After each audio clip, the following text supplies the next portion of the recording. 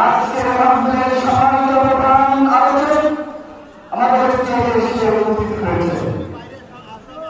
আলহামদুলিল্লাহ, আমি আশেপাশে সমস্ত ভাইরা আমরা একটা রাস্তা পাক হিন্দুস্তান সমাজ আর সমাজ আমাদের